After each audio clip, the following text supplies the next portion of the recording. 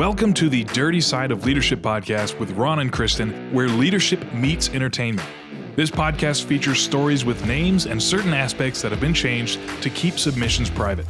Enjoy the show. Welcome to the Dirty Side of Leadership podcast, where leadership meets entertainment.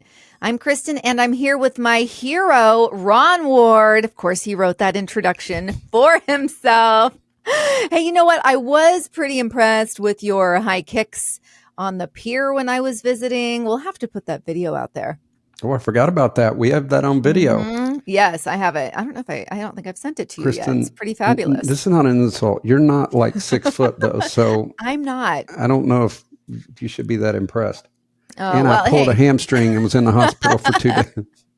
Oh my goodness. All right, Ron, I'm going to ask you the question that everyone seems to be asking me this time of year. Are you ready for Christmas? Don't you love that everyone asks me that? I know. I'm like, well. What I believe they're saying, you correct me if I'm wrong, is have you bought all your gifts? Yeah, pretty much. I think that's pretty much what they're saying. Right. So I did something this year, and you know, there's a purpose to my madness. I ordered big Christmas bags, and you just basically throw gifts in there and just tie it up, and it looks great. Oh, yeah. Kristin, I'm sure if I went to college to wrap gifts, that after 4 to 5 years, I could do it. But there's something wrong with me. And you always knew if I wrapped something when it was under the tree. That bad, huh?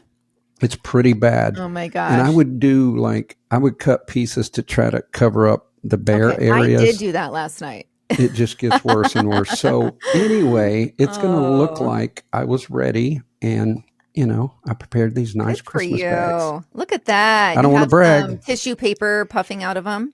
Now, I could ask you the same question, but since I have learned through this podcast and your social media that you're like a chef, I try. What unique are you going to cook for Christmas dinner? Oh my goodness. Well, I am preparing beef Wellington for the second year in a row. So this is the great part. My dad, he loves a nice home cooked meal. He lives by himself, so he just wants someone else to cook for him. So he's buying this center cut beef tenderloin, 4 pounds of it. Of course, he's buying enough so I can make 2. But so about $2,000. But go ahead. It's very expensive. I know. And he gets it from a butcher right in Southwest Washington, out in the country. So so last year was my first year that I made it. I've always wanted to. I watched Gordon Ramsay's Christmas special. I don't know if you've seen that, but it's pretty fabulous. And I was really pumped up to make it. So, and I have this like blind confidence where I'm like, yeah, I can do that with pretty much any recipe I see.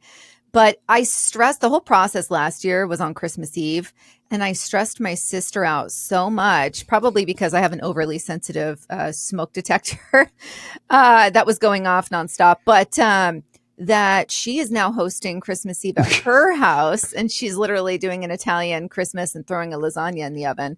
And she's alluded to the fact that she was stressed out by the process numerous times, but she won't be there at Christmas I'm night excited getting this topic, but I got to know something. I've had beef Wellington at a few dinner party type things.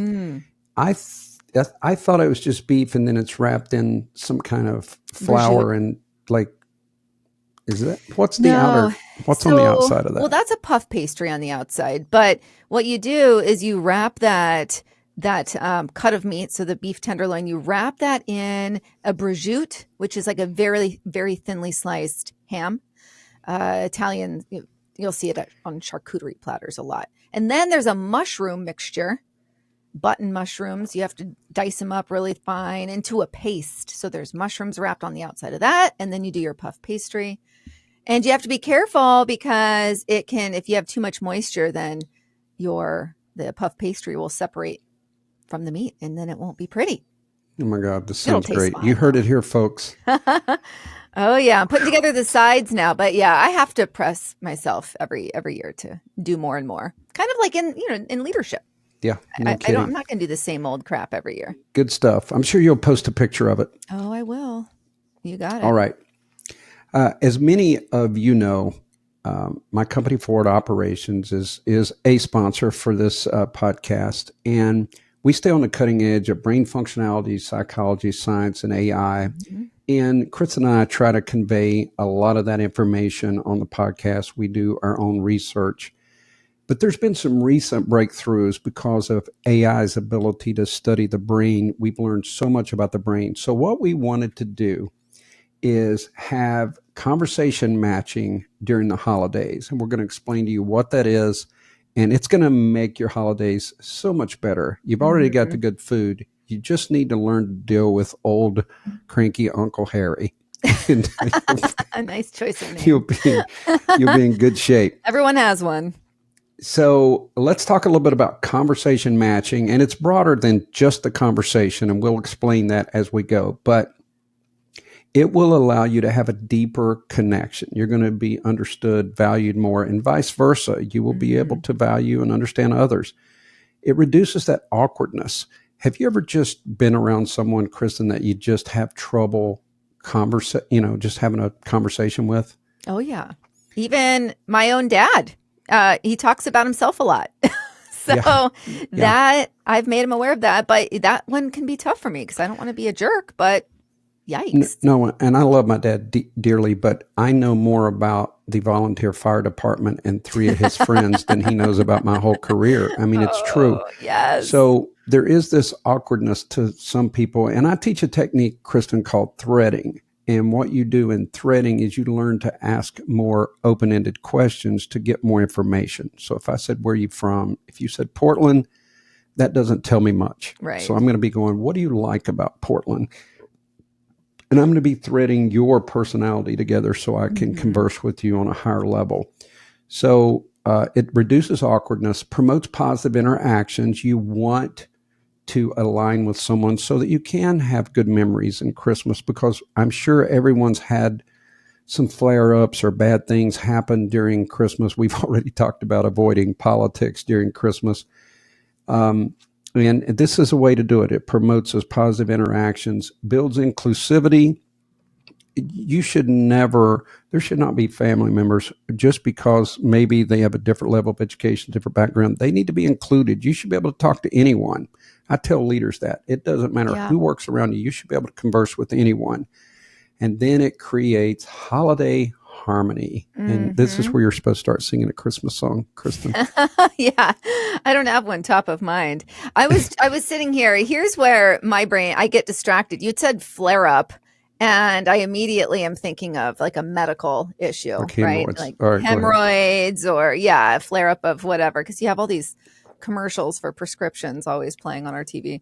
But anyways, so I got distracted, Ron. But no, it's an amazing, the conversation matching, I really feel like was the star of the conference that we just had in Charleston for those who don't recall. But that really resonated with a lot of people. So I think it's great that we are spinning it for the holidays because, man, family. Did you see? I don't know if you saw this. I posted something. Do you play Monopoly ever, Ron? I mean, yes, I try to avoid it, but I love Monopoly. Remember, you're talking to an air fryer personality and you're asking me if I play Monopoly. Go ahead. Right. So that is like my favorite game. And I've had, even when I was like young, my neighbors and we would have like multi-day Monopoly marathons where we would write down how much money we had and we would, start from there the next day. And there was this great video of this kid. I don't know why he was shirtless, but a chunky little kid shirtless at the table there in England. And he is flipping off some family member because they were laughing at him for ending up in jail again, right? I mean, it's just hilarious. And I looked it up and I was like, oh, Monopoly's been around since 1903. I'm like ruining families since 1903 because so many people have told me about how they've gotten in fights over the game Monopoly. So if that's like one stupid little thing that folks family as they're gathered to celebrate holidays, they can have turmoil come up from. Just imagine if you have some family drama underlying. So I think this is really important to be able to prepare someone, equip folks listening for Kristin, what's to come. our producer, Stephen, aka my son-in-law, he is into board games and stuff. So he and another friend go to like a board game convention. Oh, wow. And That is next level. it's like a weekend. Yeah. And I always go, how's the nerd convention? How did you guys do? So I need to work on my conversation matching. When you look at him, he does not look like a board game enthusiast. He has a coolness he's got that about cool him. beard. He is cool. Yeah, he does have a really good beard. is cool. Yeah. But I can't help myself. So well, yeah, a board game convention. Oh goodness, that's fantastic. Is Monopoly in the mix for him? Well, I think they have traditional games, and then they introduce. I'm sure it's sponsored, so they introduce new games. But don't hold me to that. Stephen is going to be editing this, going, "What is he talking about?" He's like, "Yeah, not even close." Well, this was really interesting. We talk about a practical way to practice conversation matching is matching the energy level. And I was on this gal's podcast a little over a year ago, and it was funny because, of course, at that point, I generally am somewhat high energy, and she seemed to be high energy as well. And our conversation went really well. And after we had wrapped, I was like, "You are great. I feel like we really meshed." And she goes, "That's because I'm an empath. I match energy." And so she goes, "I quickly picked up on your cadence and then I mirrored it." And I was like, "Oh, no wonder." So for someone, I loved that one that she explained that to me and then didn't just play it off. But two, I really, it was a positive, pleasant experience for me as the guest on her show because she did have that skill set. You ever had someone do that to you? I've not had that, but I do it. I've been doing it for years. And I know that great leaders do that, even though they may not be able to verbalize it like her. Right. Yeah. When I put together, we're going to go through a model that I put together, and great leaders always say this to me, "Oh, I've been doing that. I do that all the time. I just didn't have a mental model or understand what I was doing." We will explain that, but we're going to be talking about subtle mirroring, but we're also going to talk about reflective listening. Mm-hmm. And without those skills, it's impossible. So kudos to her for being that attentive. And I'm going to share, Kristin, I told Kristin about, I was involved in a Guinness World Record here last week. So I'm going to talk about that. So you don't want to. I won't out you. And that gal, she just got engaged the other day, and that personality trait will absolutely serve her in her marriage. So pretty awesome. Yeah. No kidding. Mm-hmm. No kidding. All right. So I mentioned subtle mirroring. Some people, there's different terms for some of these things, but the key is, and since the world of virtual meetings and things like that, one of the first things I do in executive coaching, Kristin, is I analyze someone's profile while we're talking. Mm. And I mentioned this before. So when you are mirroring, you certainly want to mirror, but if there's something weird going on, it's going to distract you and you're not going to be able to mirror. But anyway, someone signs on, they've got a great smile, they say good morning. You should greet them with a smile and say good morning. If someone comes on and they are obviously going through something, then you don't want to be sitting here all smiles when they're talking about something difficult that they're going through. Now that's kind of the obvious stuff, but there's also, I talk about micro expressions. And you can be talking to someone, and as you develop in body language and face management, you pick up on micro expressions. You have a baseline and you get to know someone, and all of a sudden you realize this person's uncomfortable. Maybe it's a topic that you are engaging in, and maybe you need to change the topic. It depends, but look out for micro expressions as well, because people will give you signals, as I talked about in the conference, and they will let you know how they're feeling. The holiday application is, and I've said this before, I have a cousin, he's a long haul trucker, and he just likes to tell those stories. Yeah. And so I can either listen or go out of the room, but I'm not going to be getting an opportunity to tell stories. So, and I know that kills you, Ron. I have to pretend. I think there was a dig in there, folks. Just a little. It's all right. We all like our stories. So I either listen attentively, and I can then respond by like, "So, how did you repair that tire?" Or I can just tune out and just try to match expressions, or I can leave the room. But I found out that I have matured and seasoned. So now I just try to go ahead and engage. My dad's going to tell me about the fire department. I engage. I listen. I ask questions. And believe it or not, Kristin, it made me feel so much better because sometimes I would be just like, ugh, please not another long haul trucker. Right. You were, you chewed out a state trooper. Good for you. And he wants to tell you because of your law enforcement background. Because I'm law enforcement. He's like, I told that trooper, why did you do? And I'm like, and they think they're so hard you. too. Yeah. Good for you. So I'm going with I'm not even going home. What am I talking about? But anyway, if I were, I would be doing subtle mirroring. I would be engaging body language, and I would do conversation matching. And I'm going to give you a really good definition in a few minutes. All right. No, I like that. And what's interesting? My daughter actually lacks a little bit in that. Like when I lean in to whisper something to her, because I don't want everyone in the room to hear, she doesn't lean in. She just stays. And I wonder, and I'm working with her on that, but I do think it has to do with maybe her brain surgeries or whatnot. But for some people, that just doesn't come natural. It is so true. And there's some people can't whisper. Oh, I think my daughter's one of those. She'll be like, I'm trying to whisper. I'm like, oh my gosh, what is happening? But yeah, I have to think about, okay, what could be causing this? And maybe it's just that just doesn't come natural to her. But Kristin, you got to let me interject. Yeah, do it. I went on a date. I was in Washington, D.C. Long story. I don't know why I'm laughing already. I'm just thinking whispering. Where's this going? So we went to a movie. And there's a movie going on. Seriously, the girl looks at me and goes, you want some popcorn? I almost jumped out of my seat. I'm like, is she talking to me or somebody else in the theater? Like, that's a pet peeve. My gosh, that's a pet peeve. So I was like, do you want some? Yeah, do you like butter? I'm like, what is wrong with this one? I felt like I was on an episode of Seinfeld. Oh my gosh. Yeah, that is a perfect Seinfeld episode. That did not go well. Let's just say that date did not go well. Do you want me to ask the back row if they want some? Oh my gosh. That would drive me crazy. Oh, wow. That's a tough wild one. All right. So something else is adapting to the communication style of whomever you're talking to. So, like you've talked about the detailed storytelling. We all know someone like that in our family.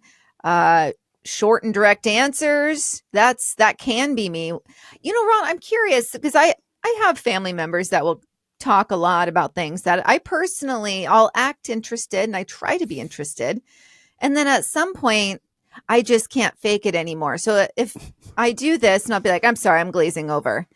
I do say that, but I definitely know my audience before. Like my family, my immediate family, they're still going to love me, even though that's kind of rude.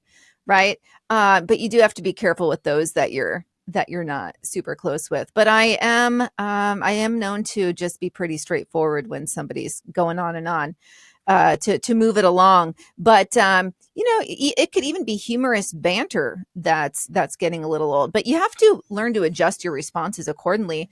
And for the holiday piece of it, for a relative who loves sharing those detailed anecdotes, respond with equal depth.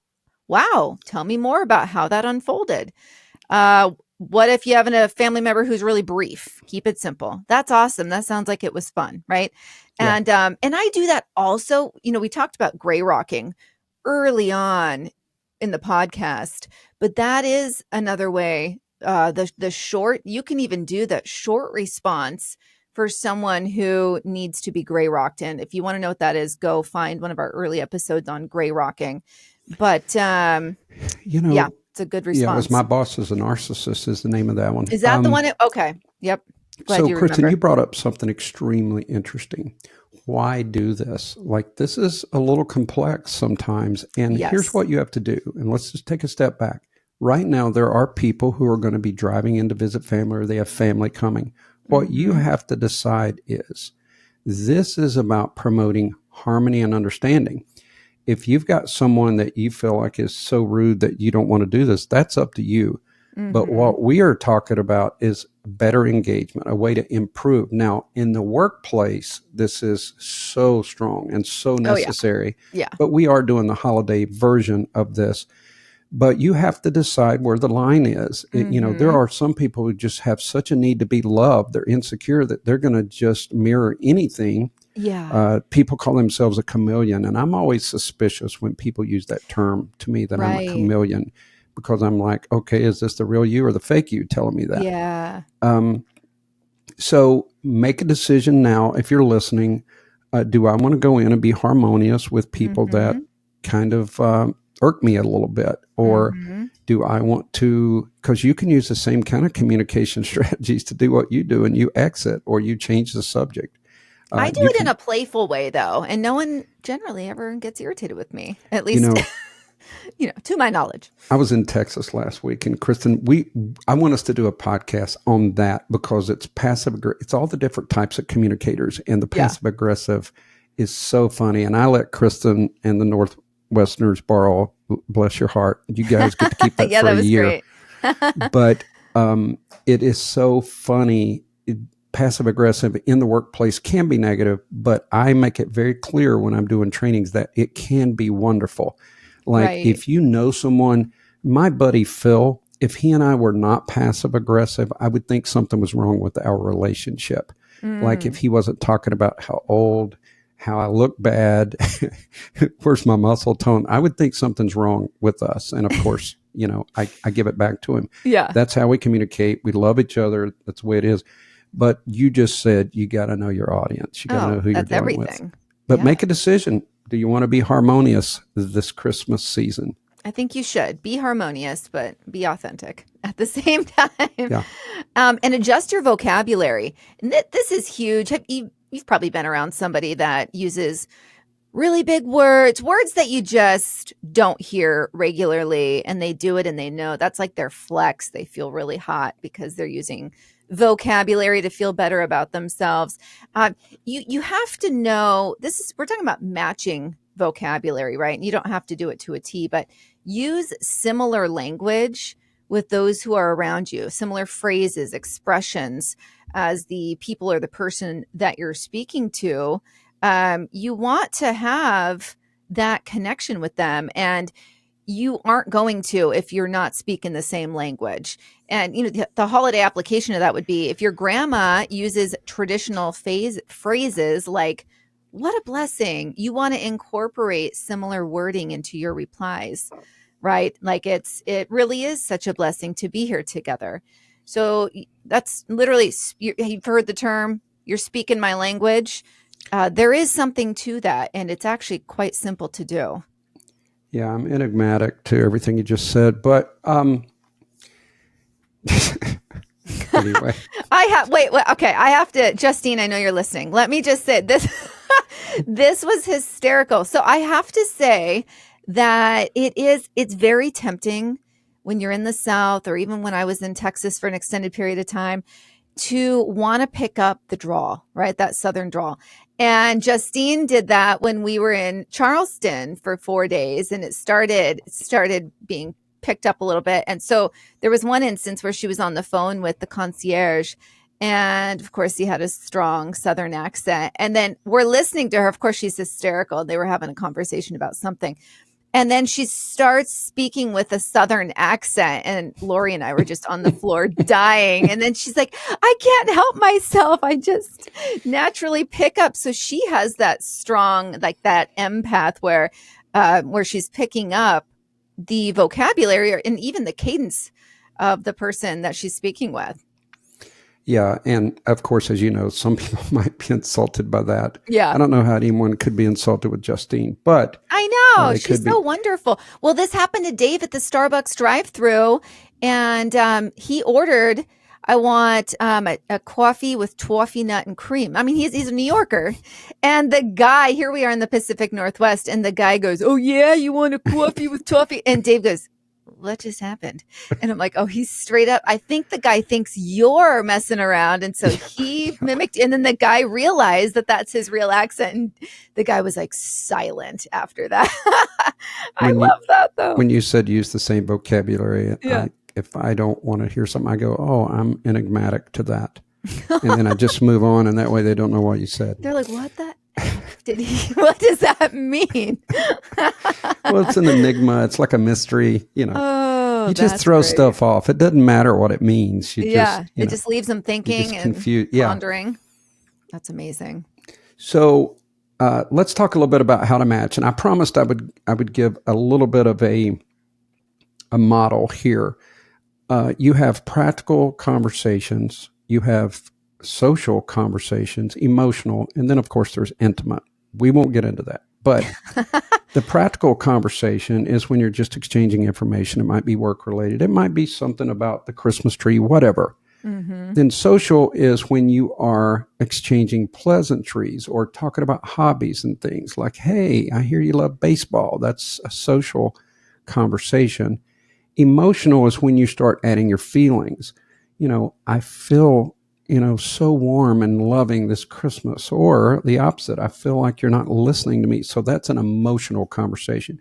So when we have that mental model and we know that it's one of those 4 categories, it makes it so much easier to communicate, especially people that it doesn't come naturally. I was telling Kristin, I coached someone recently, and in a lot of trainings that I do, I've had people say, well, yeah, I've always done that.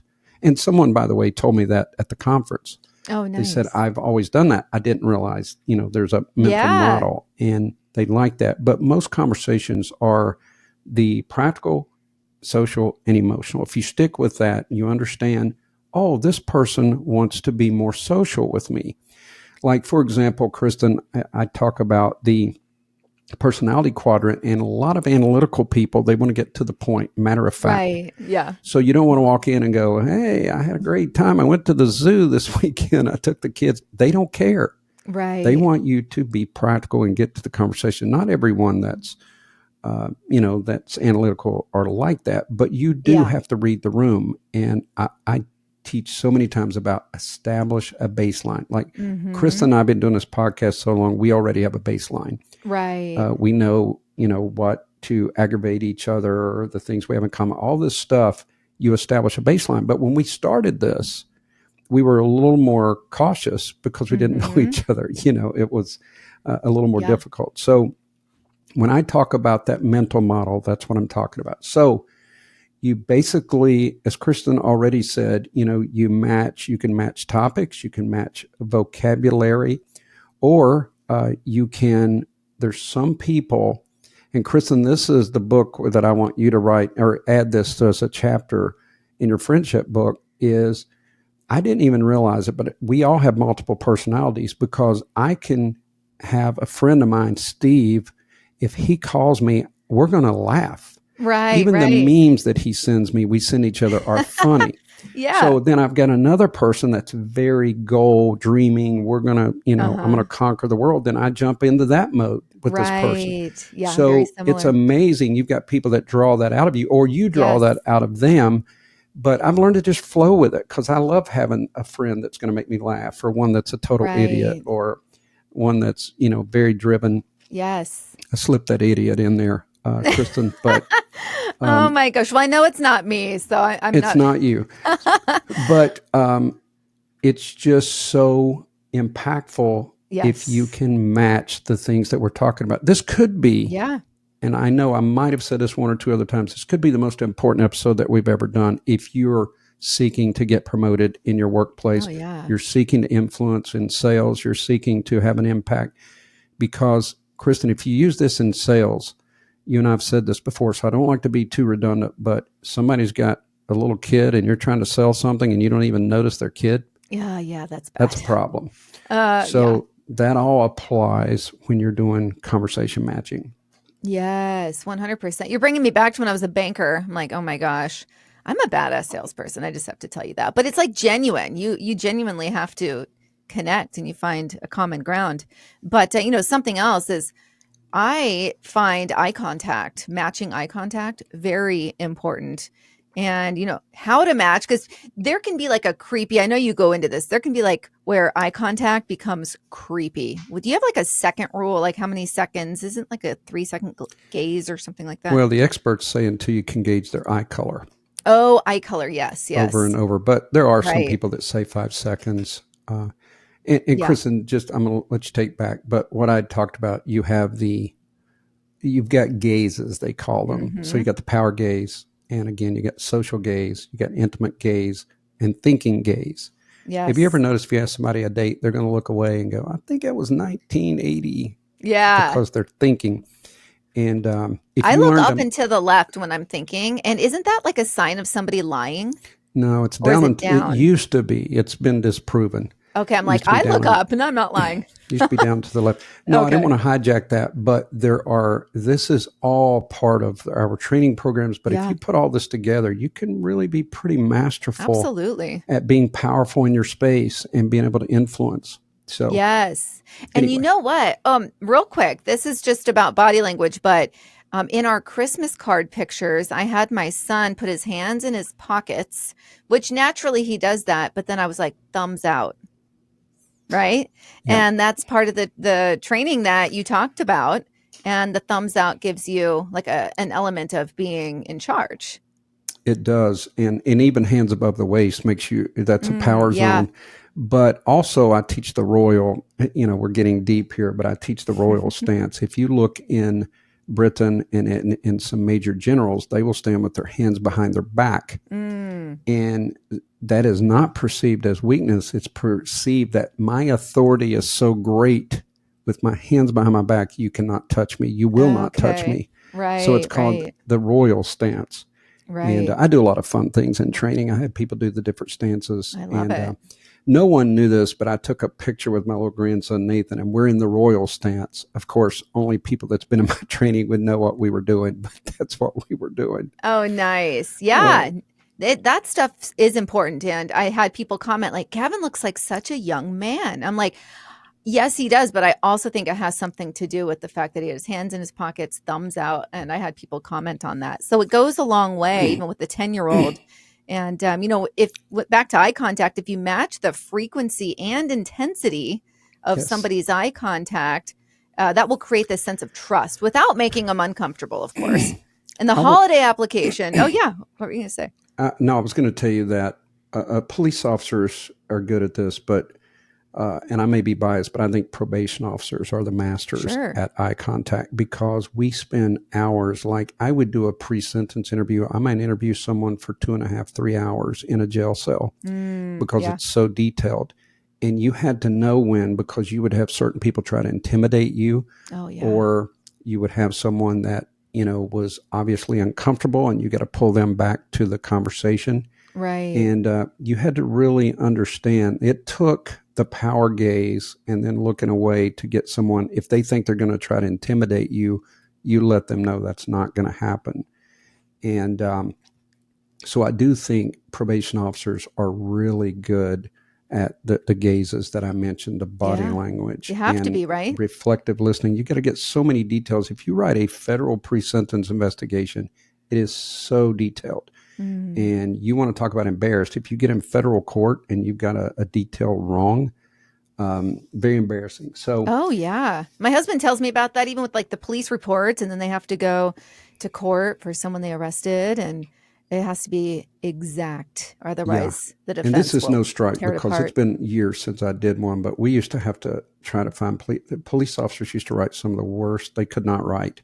And we would be trying to figure out, what is this person saying? Like, and I know it's improved. So that was many, many years ago. Yeah. But that doesn't float, in federal court. And so Kristin, let's move into, you already mentioned cadence. And I show in my trainings it's an interview with O.J. Simpson. And basically what he does is his cadence is off when he's lying. He goes, I did not kill Nicole Brown Simpson. And I think you have talked about this, but that is one of the ways that people, you can tell if they're lying, is their cadence is off. But if you want to connect with someone, you match their cadence. If you've got someone that's moving pretty quickly, swiftly through a story, then you don't want to, if you're asking a question, you want to go, and then what did you do next? When they're moving along. And interruptions sometimes are terrible. And, that's noise that we go into when decoding messages. But your speech, your rhythm, and, that person, I think you're right. When Dave went through the drive-through, I think that person might have thought he was kidding. Yeah, I think and, so. And I got to be honest with you, anytime someone says coffee, I cannot resist. I have to go, yeah, let's get some coffee. And I did a post on coffee today. I don't know if I you saw saw that. that. Yes, I love it. It's how powerful it is to have coffee with It someone. is. But if you can match the rhythm of someone's speech and even, the pauses and things like that, it really does it gives the impression this person is really interested in me. This person's really listening to me. And I'm not talking about being fake. I'm talking about just adapting and building a stronger bond. During those family discussions, just kind of, and by the way, it's a great time to practice this. If you're listening, Christmas time with family is a great way to practice. Work on your skills a little bit. Work on your eye contact, your cadence, your mirror, your subtle mirroring, your listening skills. It's a great time to practice and watch what you can do if you really apply these principles we're talking about. Yeah, it can be powerful for sure. Yeah. Something else to really be aware of is observing the atmosphere that you're in before you're jumping in. And, a way to decode that is pay attention to the tone of the gathering. And are people cheerful? You touched on this earlier. Is someone stressed or reserved, or is the energy high and it's cheerful? You want to notice that energy in the room before starting conversations. You'll find me a lot of times, I'll find one interesting person and I'll sit and have a deep conversation with them off to the side of the room. That's actually what I enjoy most, because I don't enjoy surface conversation. I can do it. I'm a pro at it, but that's not where I feel like I grow or am stretched as an individual. I like those deep, meaningful conversations. But to be able to even get to that point, you have to pay attention to the atmosphere. And during the holidays, during a family dinner or party, let others talk first, observe their mood. And this is going to help you engage with the empathy and really understand how you should appropriately respond. Kristin, you're going to love this one. There are hijackers in every conversation. Yes. And they hijack the conversation. And I just watched this happen. Someone was telling me about a situation, something that a family member did. This other person jumps in and goes, yeah, my sister did this and does, and like completely hijacked. I couldn't help it. I said, hey, let them finish. Yeah. And I sometimes I'm outspoken, and things like that really bother me when people hijack the conversation. Yeah. And I don't like it to be done to me. I don't like to see people doing it. So, hey, you hijackers out there, take a break. Let people finish the story. A hijacker, a one-upper, right? It's like you just stop, just listen. And I'm getting more ideas for our T-shirts. Oh the my hijacker, gosh, the right? one-upper. I like it. Yeah. That you have to, it's kind of an inside thing. You have to know what we're talking about. Yeah. So, Kristin, we will start our descent. I've been on a lot of planes lately. I know. Sounds like Can you tell? Yeah. I know you just got back from Texas, right? I did. Wow. So had a great time, by the way. Just I've trained the same people. It's the first time ever, 3 different 8-hour sessions, plus coached the managers. That's a lot. Yeah. My opening line when I got back was like, I cannot believe you guys want to listen to me again. But you do have to dig deep if you're training that much to bring new stuff and fresh ideas. Oh, yeah. So, I think we've covered a whole lot of things here. And one suggestion I would have is like, get those annoying family members to listen to this episode before you ever arrive. Just send it out. Yeah. And say, you need to listen to this. Right. Kristin and I have talked about the atmosphere. We've talked about nonverbal cues. We've done a couple of episodes on body language. We've talked about your listening skills, how to thread a conversation, those open-ended, get them talking if that's what you desire. And you can also validate them if they need it. You also validate them in a way by just, like, you might repeat the last 3 words they say, or you nod the head. Dr. Marissa that we work with, she talks about if you nod 3 times, you're giving someone permission to continue that conversation. And I want to move into decoding, and I think this will resonate with a lot of people. But what happens is there is a signal that enters our brain, and then we are decoding in our brain as we're delivering a message. The neurons are decoding. So I'm speaking right now. Then your brain, Kristin, is going to grab that message and decode it and put it into an understanding for you. And then you are going to go through the same process and send a message back to me if we're in conversation. The problem, and by the way, I've got the science on this. We're not going to go that deep about how the neurons work in the, I've mentioned that the would be amygdala interesting for a the future prefrontal topic, cortex. Yes, we'll have to do that. But so here's where I struggle. It's where most people struggle, and it's noise. Noise is anything that would affect the decoding process so that you do not respond, you do not mirror, you do not use the right vocabulary in the proper manner. So the decoding process gets interrupted by noise. And you might ask, what is noise? We're not talking about drones flying over. Or that semi-truck that was running in my neighborhood from 2:30 to 4:30 a.m. Exactly. I just wanted to throw that in because if you're listening to this 50 years from now, we're being invaded by drones right now as we record. The East Coast, yeah. Anyway, let's talk a little bit about noise. And Kristin, you can chime in here. Noise sometimes is our emotion. Have you ever just been in a bad mood and, you're frustrated, you're tired, you don't want to, you just don't want to decode, or you don't want to really listen, and therefore the message is confused. And this Keen and Peele, I think it is, I just watched where they're texting. One of them thinks the person is being so kind. They're like, oh, the other person thinks they're going to get in a fight. Oh, that's funny. And it's hilarious to watch it.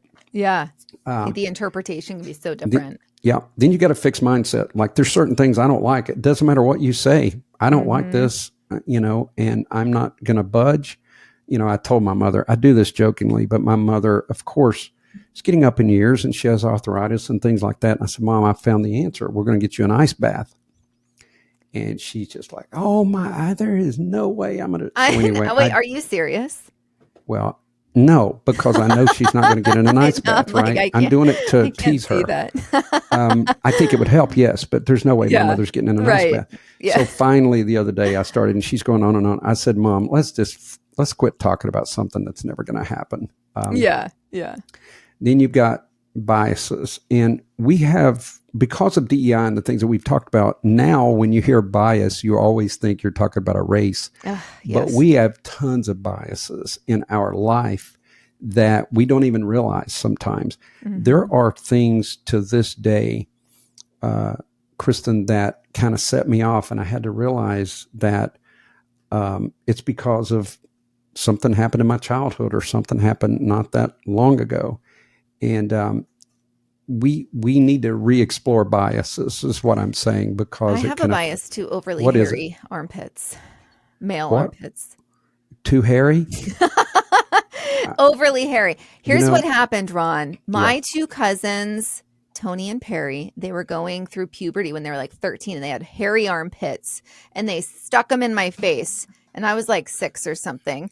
And to this day, because I guess I didn't like armpits at that point, because I must have verbalized that, and then they thought they would both terrorize me with their armpits. But to this day, I hate armpits. And I think it's because they traumatized me. Well, and there's that for you. There's a bias. I'm going to go check my armpits now. I'm getting concerned. But, the Mandela effect is something like that. You project on something else. I also teach psychological scars, the way you can, trauma transfer, where you transfer those psychological scars onto the next person. But we have to be aware of these things. That's really a great point. You may be having a conversation. Or when people get deodorant balls stuck in their armpit hair. And then you can see it. You really got some issues with armpits there. I really do, Ron. I really do. I wanted to be annoying and add that last part in, just as not reading my room. Just like what not to do.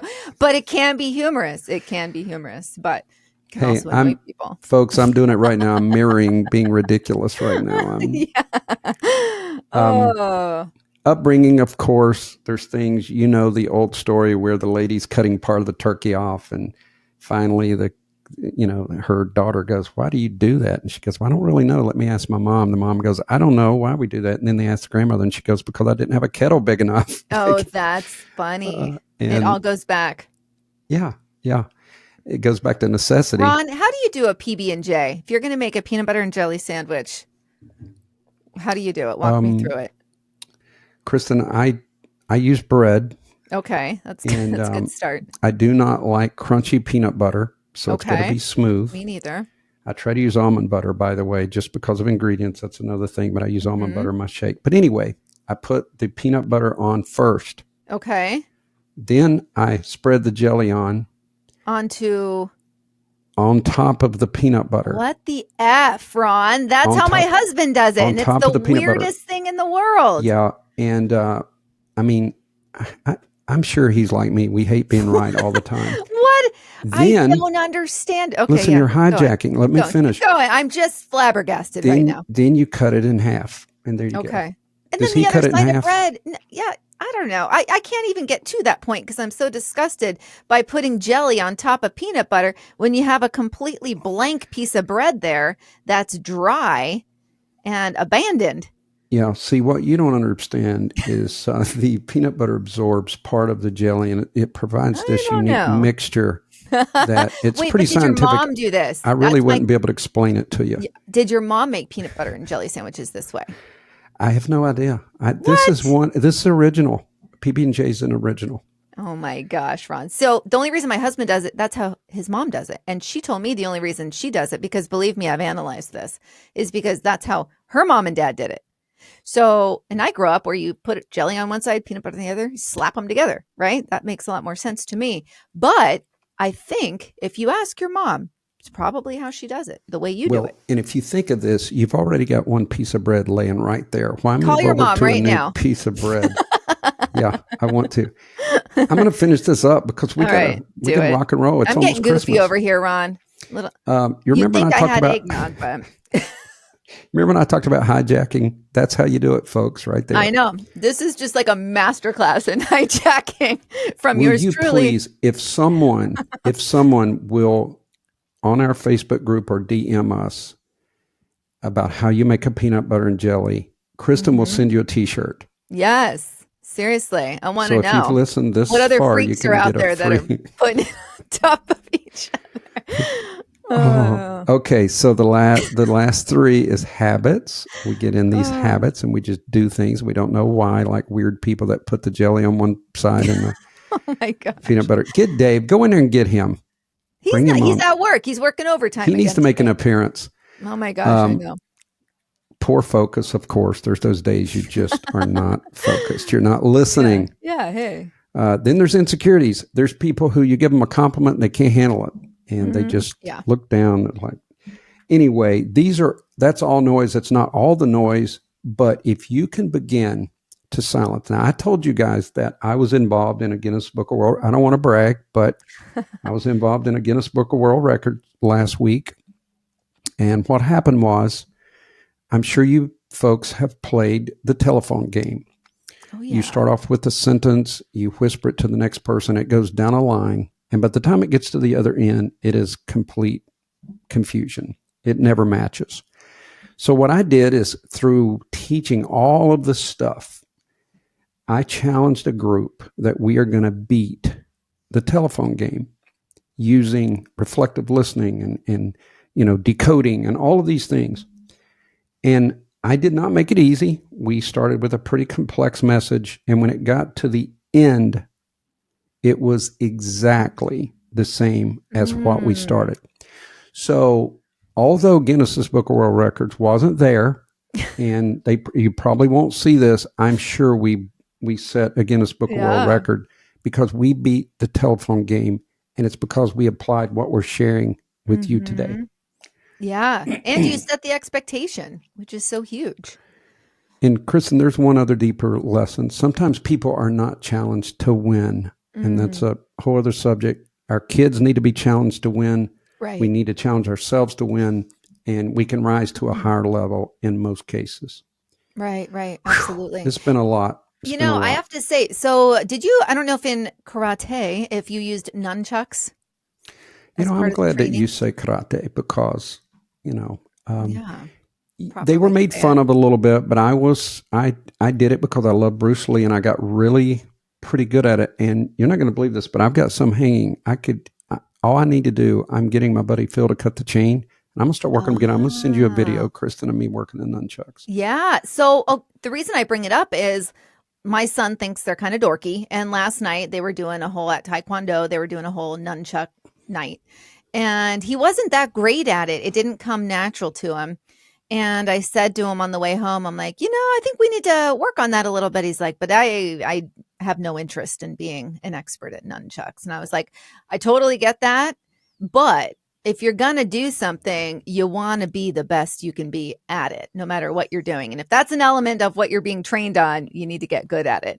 So he's like, okay, yeah, okay. So then as soon as we got home, I'm like, all right, let's work on this, right? So it's, even though we both think it's a little goofy, it's something where I set the expectation. If you're going to be doing it, you might as well do it well.